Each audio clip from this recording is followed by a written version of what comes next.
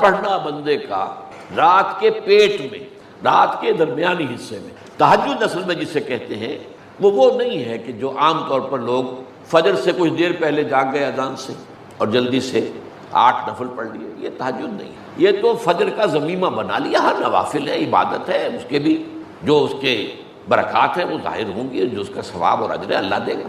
لیکن اصل میں جسے تہجد کہا جاتا ہے وہ رات کو سو کر پھر اٹھنا، نیند کو توڑ کر اور پھر سو جانا اور پھر اٹھنا. فجر جوف کہتے ہیں پیٹ کو، کسی شے کے جوف اللیل، رات کے بطن میں، رات کے درمیان میں، یعنی نصف رات گزر جائے اس وقت سے انسان جو ہے وہ نماز پڑھے اور پھر ثلث رہ جائے تو پھر جائے، پھر سو جائے اور پھر اس کے بعد اٹھے فجر کے لیے اور سنتیں پڑھے اور آئے مسجد کے اندر. تو یہاں آپ نے فرمایا وَصَلَاةُ الرَّجُلِ فِي جَوْفِ اللَّيْلِ، اور اپنے اس قول کے لیے حضور نے آیتیں تلاوت فرمائی وہی دو آیتیں. یہاں یہ سورہ سجدہ کی آیت نمبر 16 اور 17 ہیں. تتجافا جنوبہم عن المضاجع، اللہ تعالیٰ اپنے خاص محبوب بندوں کی یہ صفات بیان کر رہا ہے کہ ان کے پہلو اپنے بستروں سے علیحدہ رہتے ہیں. رات کے وقت جاگتے، بستر پر لیٹیں گے تو سو جائیں گے. تتجافا جنوبہم عن المضاجع یدعون ربہم خوفا وطمعا، وہ اس وقت اپنے رب کو پکارتے ہیں، دعائیں کرتے ہیں، خوف کے ساتھ بھی، اس کے مواخذے کا خوف، اس کے عذاب کا خوف، اس کے باز پرس کا خوف، اس کی ناراضی کا خوف، جہنم کا خوف، و طمعا، اور طمع کس کی؟ اللہ راضی ہے، اللہ کے اجر و ثواب کی بھی طمع ہو. لیکن سب سے بڑی طمع کیا ہے؟ اللہ مجھ سے راضی ہے. اس لیے سب سے اونچا مقام یہی ہے، رضی اللہ عنہم ورضوا عنہ، اللہ ان سے راضی ہو گیا، وہ اللہ سے راضی ہو گئے. یہ باہمی رضا ہے، بندہ اپنے رب سے راضی رہے. وہ ہے کہ تسلیم و رضا جو بھی دنیا میں آ رہا ہے اس پر شکوہ، اللہ کا شکوہ زبان پر جو بھی آ رہا ہے یہ میرے رب کی طرف سے، وہ میرا مولا ہے، آقا ہے، دوست ہے، میرا خیر خواہ ہے. اسے معلوم ہے کہ اس شر کے پیچھے کون سا خیر آ رہا ہے، مجھے کیا پتا، مجھے تو شر نظر آ رہا ہے، خیر تو نظر نہیں آ رہا. اس لیے فرمایا گیا کہ ہو سکتا ہے عسیٰ ان تکرہوا شیئا وہو خیر لکم وعسیٰ ان تحبوا شیئا وہو شر لکم واللہ یعلم وانتم لا تعلمون. ہو سکتا ہے تمہیں کوئی چیز بری لگے حالانکہ اسی میں تمہارا خیر ہے. عین ممکن ہے تمہیں کوئی چیز اچھی لگتی ہو حالانکہ اس میں تمہارا لیے شر ہے. اللہ جانتا ہے تم اس کیفیت کے اندر دنیا کی زندگی گزارے، اللہ تعالیٰ آخرت میں اسے راضی کر دے گا، اللہ اس سے راضی ہو جائے گا. اس قرآن کو اچھی سے اچھی خوشلحانی کے ساتھ پڑھو.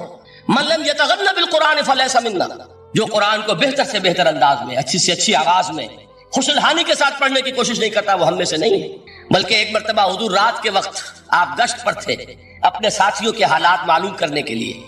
حضرت ابو موسیٰ اشعری رضی اللہ تعالیٰ عنہ ایک صحابی ہیں، ان کے گھر کے پاس سے گزر ہوا، وہ رات کو تہجد پڑھ رہے تھے، کھڑے ہوئے کیف کے عالم میں قرآن تلاوت کر رہے ہیں. حضور کو بہت پسند آئے ان کی قرات، کافی دیر تک وہاں کھڑے سنتے رہے. اب انہیں کیا پتا کون سن رہا ہے، بالکل اسی طرح سمجھ لیجئے ایک بات یاد آئی ہے. حضور فرماتے ہیں کہ جس طرح کان لگا کر اللہ قرآن کو سنتا ہے کسی چیز کو نہیں سنتا. ہمیں نظر نہیں آتا نا، ہمیں معلوم نہیں، ہم قرآن پڑھ رہے ہیں تو سننے والا کون ہے؟ سب سے زیادہ کان لگا کر خود اللہ. یہاں اس لیے مجھے یاد آیا کہ ابو موسیٰ اشعری کو کیا پتا تھا کہ کون سن رہا ہے. وہ اپنی کیفیت میں نماز میں تہجد میں قرآن کی تلاوت کر رہے تھے، اور ظاہر بات ہے ان کے گھر ایکڑوں میں بنے ہوئے نہیں تھے، ایک ایک کمرہ، ایک ایک کوئی حجرہ، ایسے تو گھر تھے نا صحابہ کے. لہذا حضور پاس سے گزرے، آواز آئی، کافی دیر سنتے رہے. اس کے بعد آپ تشریف لے گئے، صبح فجر میں ملاقات ہوئی تو حضور نے تحسین کے انداز میں فرمایا یا ابا موسیٰ انک قد اوتیت مزمارا من مزامیر آل داؤد. اے ابو موسیٰ تمہیں تو آل داؤد کے سازوں میں سے ایک ساز اللہ نے عطا فرما دیا ہے. جس طرح حضرت داؤد لہن داؤدی مشہور ہے کہ جب وہ پچھلے پہر رات کو حمد کے ترانے الاپتے تھے، قرآن میں ہے کہ پرندے شامل ہو جاتے تھے ساتھ، اور پہاڑ وجد میں آتے تھے، پہاڑ بھی ان کے ساتھ شریک ہوتے تھے. تو جس طرح کا اللہ نے ان کو لہن عطا فرمایا تھا، حضور نے تحسین کے انداز میں فرمایا ہے ابو موسیٰ اشعری اللہ نے تمہیں بھی آل داؤد کے سازوں میں سے ایک ساز عطا فرمایا. بہرحال قرآن مجید کا جو یہ میوزک ہے، قرآن کے الفاظ کا جو حسن ہے، جہاں تک حسن معنوی ہے وہ تو ہر ہر لفظ میں ہے، لیکن یہ حسن ظاہری، حسن صوتی، حسن لفظی یہ اپنے کلائمیکس پر آپ کو نظر آئے گا سورہ رحمان میں. لیکن قرآن میں یہ سورت اس اعتبار سے بھی ممتاز ہے، اس کی 4 آیات پر ذرا توجہ کریں گے، عجیب حقائق سامنے آئیں گے. جہاں یہ قرآن مجید کے حسن صوت اور حسن لفظی کی معراج ہے، وہیں اس کی پہلی 4 آیات میں 4 چوٹی کی چیزوں کا ذکر ہے، سب سے اونچی چیز ہے. پہلی آیت کیا ہے؟ الرحمن. ایک آیت ہو گئی. رحمان کیا ہے؟ اللہ کا نام ہے.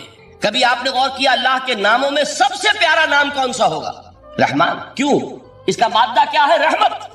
ہمیں سب سے بڑھ کر جس چیز کی ضرورت ہے وہ کیا ہے؟ رحمت خداوندی. نام اچھی طرح سن لیجئے اس حضور کے قول کو. حضور فرماتے کوئی شخص جنت میں مجرد اپنے عمل کی بنیاد پر داخل نہیں ہو سکے گا جب تک کہ رحمت خداوندی دستگیری نہ کرے. کسی صحابی نے بڑی ہمت اور جرأت کا ثبوت دیا کہ پوچھ لیا کیا حضور آپ بھی؟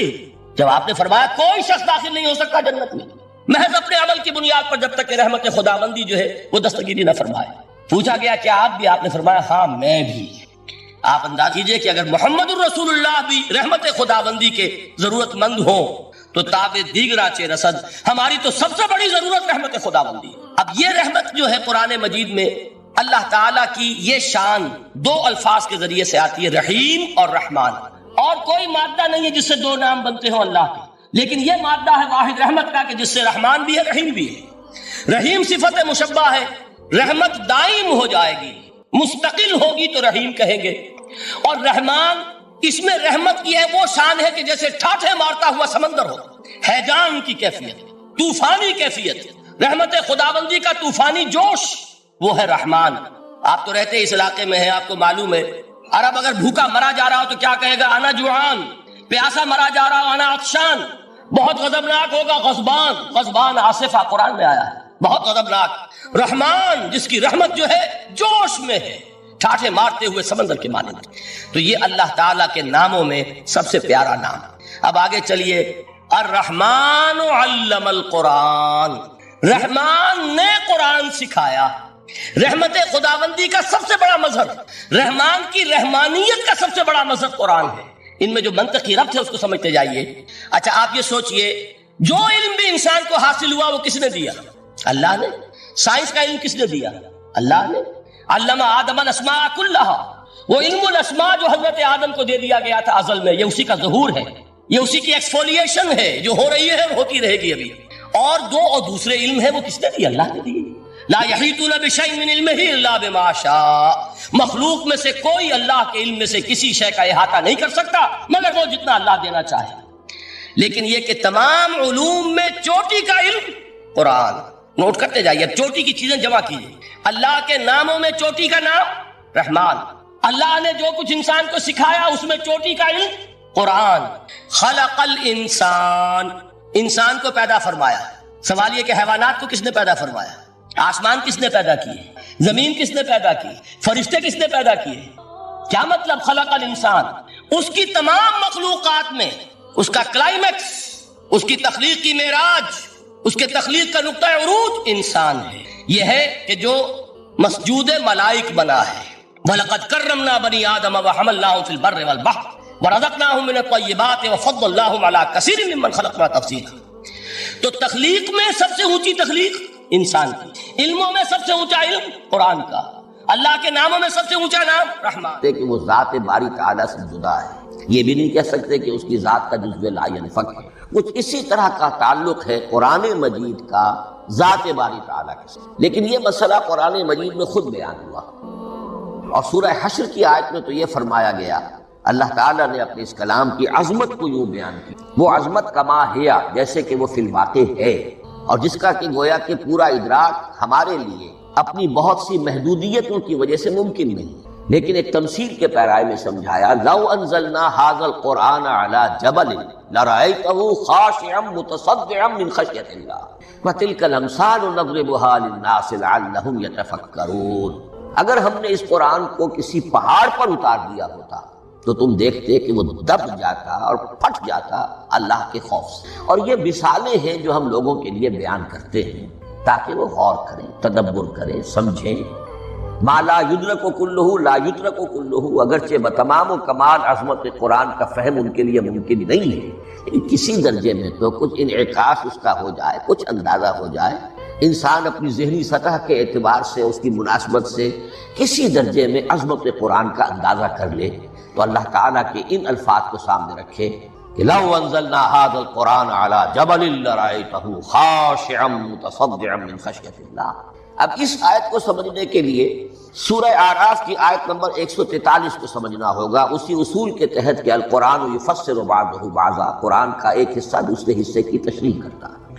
وہاں یہ واقعہ بیان ہوا ہے کہ حضرت موسیٰ علیہ السلام کو جب اللہ تعالیٰ نے کوہ طور پر طلب فرمایا 30 راتوں کے لیے، جس میں بعد میں 10 کا اضافہ کر کے وہ ایک 40 رات کا ایک کورس بنا، دن رات، اس موقع پر جو مخاطبہ الہی، مکالمہ الہی سے مشرف ہوئے حضرت موسیٰ علیہ السلام، تو ان کی آتش شوق بھڑکی اور انہوں نے بڑی جرت کر کے یہ درخواست کر دی، رب ارنی انظر الیک، پروردگار مجھے اپنا دیدار بھی عطا فرما، مجھے موقع عنایت فرما، میں تجھے دیکھ سکوں۔ یہ ان کی وہ آتش شوق کا مسئلہ، لیکن جواب کیا ملا؟ لن ترانی، تو مجھے ہرگز نہیں دیکھ سکتے، ولکن انظر الی الجبل فإن استقر مکانہ فسوف ترانی۔ لیکن ظاہر بات ہے کہ حضرت موسیٰ علیہ السلام کو بات سمجھانے کے لیے کچھ مشاہدہ بھی کرانا تھا۔ فرمایا تم مجھے نہیں دیکھ سکتے، البتہ اس سامنے کے پہاڑ پر نگاہ جماؤ، ہم اس پر اپنی ایک تجلی ڈالیں گے۔ یہ اگلی الفاظ کے اندر وضاحت ہے، میں یہاں پہلے سے بیان کر رہا ہوں سمجھانے کے لیے۔ اگر وہ پہاڑ ہماری اس تجلی کو، تجلی کسے کہتے ہیں؟ جلا، روشنی، تو اللہ تعالیٰ کی طرف سے کوئی خاص اس کے نور کا جب پرتو ہوتا ہے کسی شے پر تو وہ اس کی تجلی ہے۔ ہم اپنی ایک تجلی اس پہاڑ پر ڈالیں گے، اگر وہ اس کو جھیل جائے، اپنی جگہ کھڑا رہ جائے، تو تم سمجھنا کہ شاید تم بھی ہمیں دیکھ سکو۔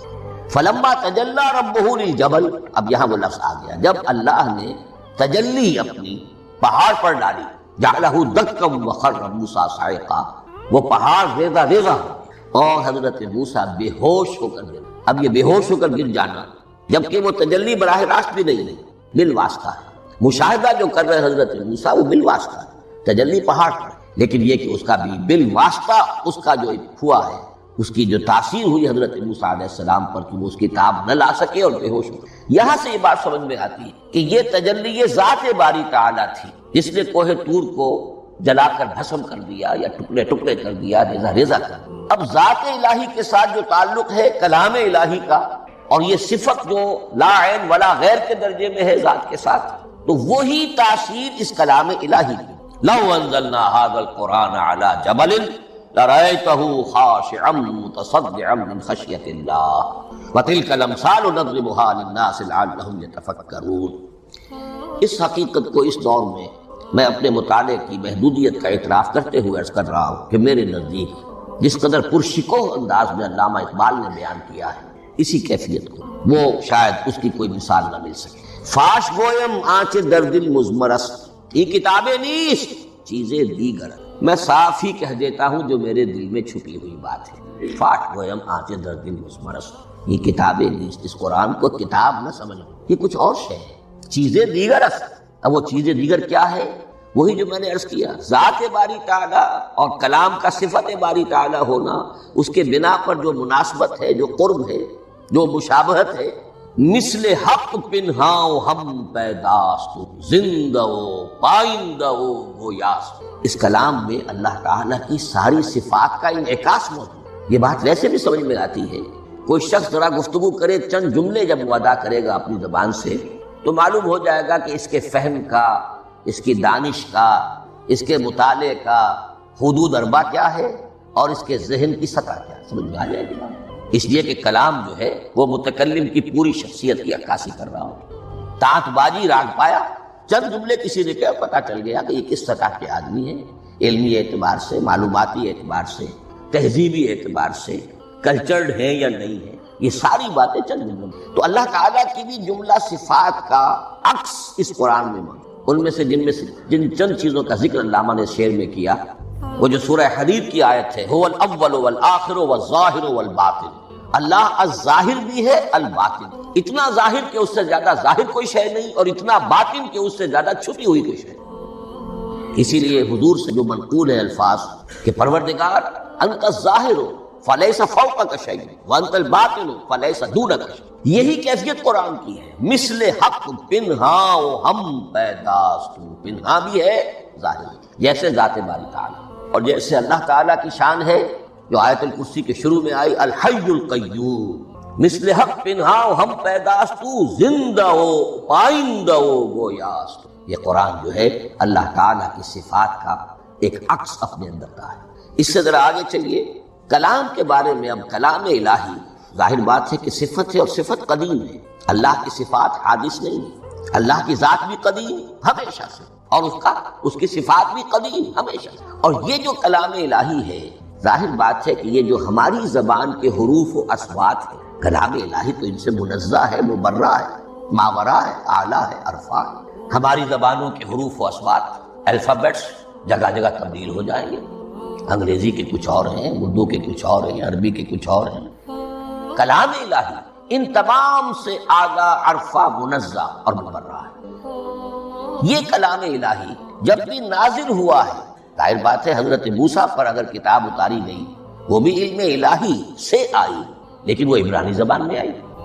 حضرت عیسیٰ علیہ السلام پر انجیل اتاری گئی، ہم یقین سے نہیں کہہ سکتے، دو میں سے کسی ایک زبان میں اتاری گئی ہوگی، یا عبرانی ہوگی، اس لیے کہ شام کے جس علاقے میں، فلسطین کے جس علاقے میں ان کی پیدائش ہوئی اور جہاں وہ دعوت و تبلیغ کے لیے گھومتے رہے، اس کے عوام کی زبان تھی آرامی اور خواص کی زبان تھی عبرانی. تو یا تو وہ بھی تورات کی طرح عبرانی ہی میں نازل ہوئی تھی یا آرامی میں ہوگی. لیکن اب کوئی نسخہ نہ ہیبریو کا، کوئی قدیم نسخہ دنیا میں موجود ہے، نہ آرامی کا. جو سب سے پرانا نسخہ ملتا ہے انجیل کا وہ اس کا ترجمہ لیٹن زبان کا ترجمہ ہے یا گریک ترجمہ ہے، اصل کوئی نہیں. بہرحال جب وہ کلام الہی محمد رسول اللہ پر نازل ہوا، اب اس نے حروف و اصوات کا وہ جامہ پہنا کہ جو عربی زبان کے. یہی وجہ دیکھیے میں نے جو آیت سورہ حامیم، یہ جو سلسلہ سور ہے اس میں سے سورہ زخرف کی آیت جو میں نے آپ کو سنائی، حامیم والکتاب المبین انا جعلناہ قرآنا عربیا لعلکم تعقلون. ہم نے بنا دیا ہے اپنے اس کلام کو قرآن عربی، اس کو عربی حروف و اصوات کا جامہ ہم نے پہنا دیا ہے. انا جعلناہ قرآنا عربیا لعلکم تعقلون، کہ چونکہ مخاطب اول جو قوم تھی امیین، ان کی زبان عربی تھی، لعلکم تعقلون، تاکہ تم اس کو سمجھ سکو. اب اس سے آگے چلیے. اصل قرآن مجید کے 3 مقامات سے معلوم ہوتا ہے اصل قرآن اللہ کے پاس ہے. یہ قرآن جو ہمارے پاس ہے مصحف عثمان رضی اللہ تعالی عنہ، یہ اس قرآن کی مصدقہ نقل. اصل قرآن کہاں ہے؟ ایک جگہ فرمایا بل ہوا قرآن مجید فی لوح محفوظ، لوح محفوظ میں اصل قرآن. اسی طریقے سے اسی سورہ زخرف کی اگلی آیت کیا ہے؟ ہم نے اسے عربی قرآن بنا کر اتارا، لیکن اصل قرآن کیا ہے؟ وَإِنَّهُ فِي أُمِّ الْكِتَابِ لَدَيْنَا لَعَلِيٌّ حَكِيمٌ. حقیقت میں تو یہ ام الکتاب میں ہے جو ہمارے پاس ہے، اور علی ہے بہت بلند، حکیم بڑی حکمت والا، یا محکم مضبوط. حکیم کے دونوں معنی. استحکام بھی اسی ہے کاف اور میم کے مادے سے، کسی شے کا پختہ ہو جانا، مضبوط ہو جانا. اور عقل کی پختگی وہ حکمت ہے، وہ دانائی ہے. اس اعتبار سے نوٹ کیجئے اصل قرآن کہاں ہے؟ لوح محفوظ میں. اصل قرآن کہاں ہے؟ ام الکتاب میں. اسی کو کہا گیا ہے ایک اور مقام پر فی صحف مکرمۃ مرفوعۃ مطہرۃ بأیدی سفرۃ کرام بررہ. یہ قرآن، اصل قرآن تو بڑے صحیفوں میں، ان صحیفوں میں ہے، ان صفحات میں ہے، ان اوراق میں ہے، جس کی شان کیا ہے؟ مکرمۃ، ان کی انتہائی تعظیم کی جاتی ہے. مطہرۃ، نہایت پاک صحیفے. فی صحف مکرمۃ مرفوعۃ، بلند و بالا، مطہرۃ بأیدی سفرۃ کرام بررہ، ان فرشتوں کے ہاتھ میں جو بہت باعزت، بہت اونچے درجے کے، ان کے ہاتھوں میں ہے. وہ لوگ ہیں کہ جن کی تحویل میں ہے یہ کلام پاک. فی صحف مکرمۃ مرفوعۃ مطہرۃ بأیدی سفرۃ کرام بررہ. اب اسی کو بیان کیا ہے سورہ واقعہ میں. فلا اقسم بمواقع النجوم، تو نہیں، میں قسم کھاتا ہوں ستاروں کے ڈوبنے کی جگہ. وَإِنَّهُ لَوْ تَعْلَمُونَ لَقَسَمٌ عَظِيمٌ، وَإِنَّهُ لَقَسَمٌ لَوْ تَعْلَمُونَ عَظِيمٌ.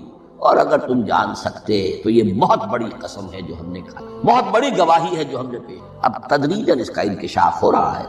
یہ آج جو تصور ہے بلیک ہولز کا، اس سے کچھ اندازہ ہوتا ہے. یہ ستارے کہاں ڈوب جاتے ہیں، بڑے بڑے ستارے نسیم منسیہ ہو جاتے ہیں. ستارے نہیں، پوری گیلیکسیز اس میں گم ہو جاتے ہیں. وہ مقبرے ہیں بڑی بڑی گیلیکسیز کے. فلا اقسم بمواقع النجوم وانه لقسم لو تعلمون عظیم انه لقرآن کریم.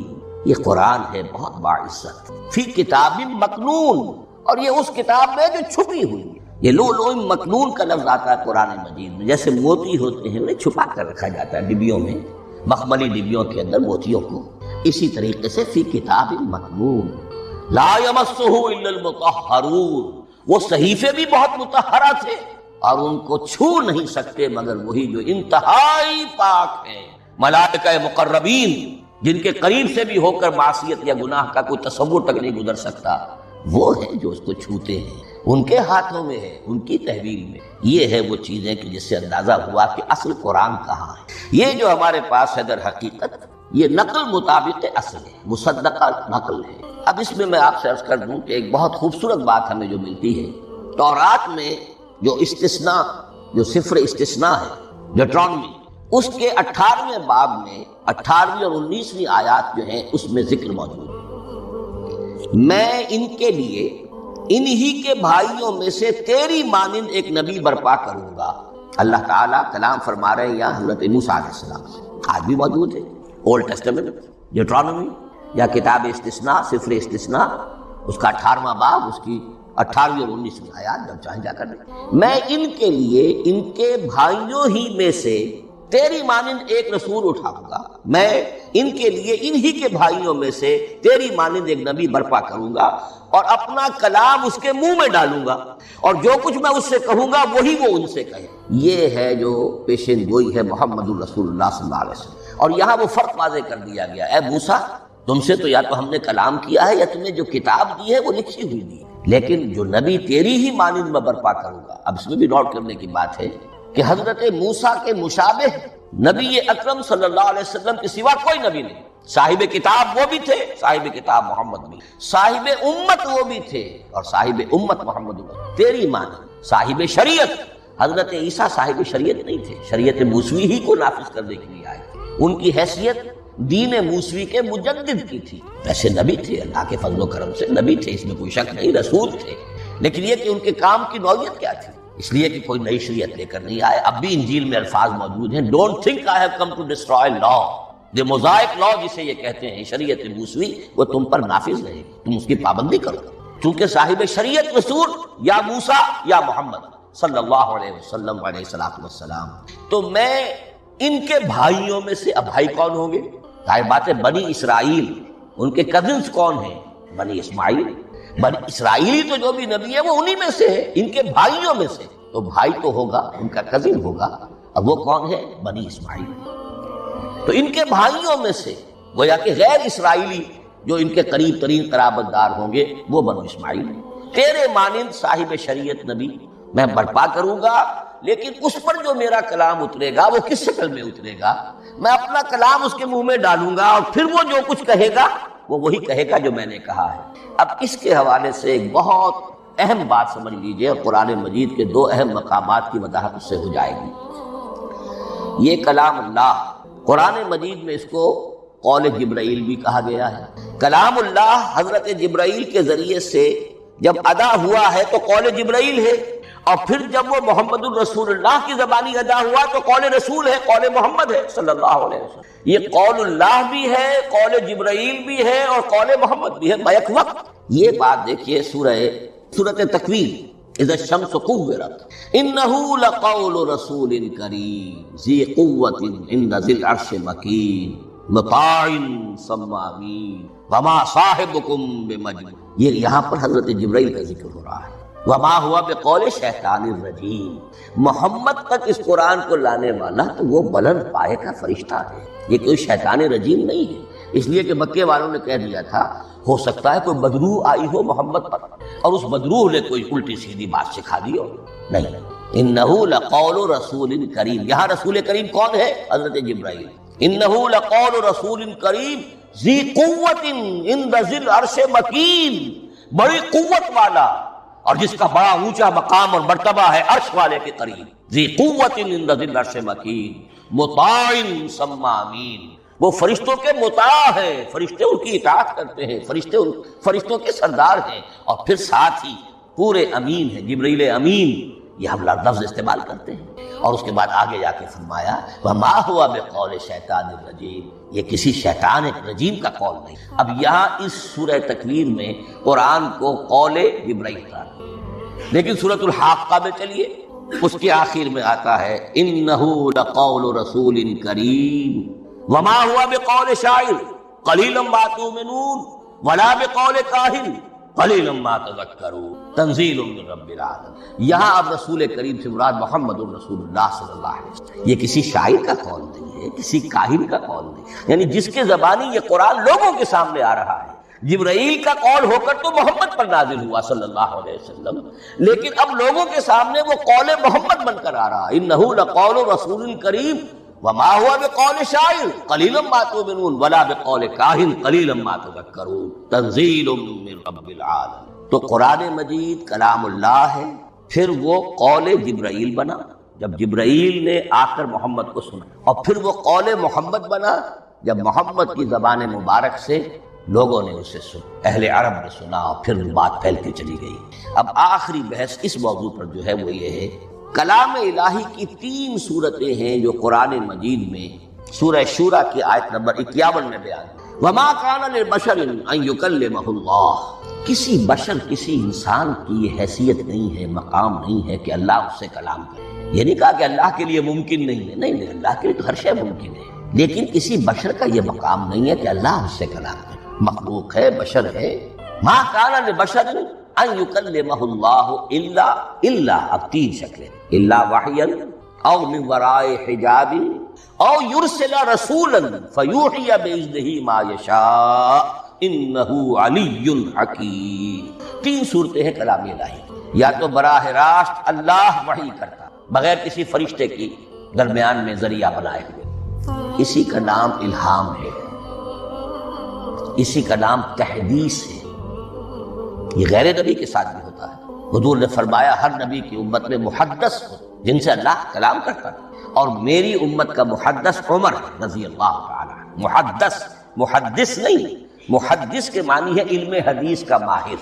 امام بخاری محدث ہے، امام مسلم محدث ہے۔ محدث تحدیث سے مفعول بنا جس سے بات کی جاتی ہے۔ محدث اللہ بات کرتا ہے، اللہ دل میں ڈال دیتا ہے، القاء ہو جاتا ہے، الہام ہو جاتا ہے، کوئی فرشتہ درمیان میں نہیں، براہ راست۔ دوسری شکل کلام کی کیا ہے؟ او من وراء حجاب، یہ ہمارے علم کی حد تک صرف حضرت موسیٰ علیہ السلام کی شان ہے، استثنائی شان۔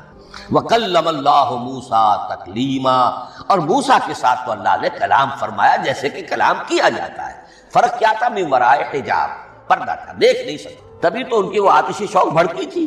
کیا قیامت ہے کہ چلمن سے لگے بیٹھے ہیں، صاف چھپتے بھی نہیں، سامنے آتے بھی نہیں، کلام بھی فرما رہے ہیں، لیکن یہ کہ بات مجھے دیدار عطا کرنے کے تیار نہیں، رب ارنی انظر الیک۔ لیکن یہ جو کلام ہے ہمارے علم کی حد تک براہ راست اس دنیا میں حضور سے ہوا ہے معراج کی شب، لیکن وہ 7ویں آسمان پر۔ اس دنیا میں ہمارے علم کی حد تک یہ کلام براہ راست من ورائے حجاب صرف حضرت موسیٰ علیہ السلام کی استثنائی شان۔ اور تیسرا ہے او یرسل رسولا فیوحی باذنہ ما یشاء، یا تیسری صورت یہ کہ اللہ کسی پیغامبر کو بھیجتا ہے جو وحی کرتا ہے جو اللہ چاہے۔ یہ تیسری شکل ہے وحی کی۔ قرآن مجید اس تیسری شکل میں نازل ہوا ہے محمد رسول اللہ صلی اللہ علیہ وسلم۔ حضور کو جو الہام ہو جاتے تھے، جو حضور کو القاء ہو جاتا تھا، جو آپ کے دل میں براہ راست اللہ کی طرف سے وحی آتی تھی، وہ قرآن میں شامل نہیں ہے۔ اگرچہ حضور کے خواب بھی سچے تھے، وہ بھی اللہ کی طرف سے ہوتے تھے، شیطان کی آمیزش نہیں ہو سکتی، لیکن یہ بھی قرآن میں شامل نہیں ہے۔ قرآن میں شامل ہے تیسری قسم کی وحی، او یرسل رسولا، پھر ہم بھیجتے ہیں ایک پیغامبر کو فرشتوں میں سے۔ اللہ یصطفی من الملائکۃ رسلا ومن الناس، اللہ چن لیتا ہے فرشتوں میں سے بھی اپنا پیغامبر اور انسانوں میں سے بھی۔ تو فرشتے کے ذریعے سے ایک فرشتہ جو اللہ سے لیتا ہے اور انسان رسول انسان تک پہنچا دیتا ہے۔ اب وہ رسول انسان، رسول بشر جو ہے وہ اپنے ہم نوع ہم جنس لوگوں کو پہنچا۔ تو اللہ یصطفی من الملائکۃ رسلا ومن الناس، یہاں وہی بات فرمائی او یرسل رسولا فیوحی باذنہ ما یشاء، پھر وہ وحی کرتا ہے اللہ کے حکم سے جو اللہ چاہے۔ یہ کلام الہی کی یہ تیسری شکل ہے جو محمد الرسول اللہ صلی اللہ علیہ وسلم پر نازل ہوا، اور وہ ہے قرآن۔ اب ایک اور بحث جو علمی ہے وہ یہ ہے کہ حضور پر جو اس کا نزول ہوا اس کی کیفیات کیا تھی۔ دو الفاظ استعمال ہوتے ہیں، انزال بھی اور تنزیل بھی، ان دونوں میں فرق کیا ہے اس کو نوٹ کر لینا چاہیے، لغوی اعتبار سے جان لینا چاہیے۔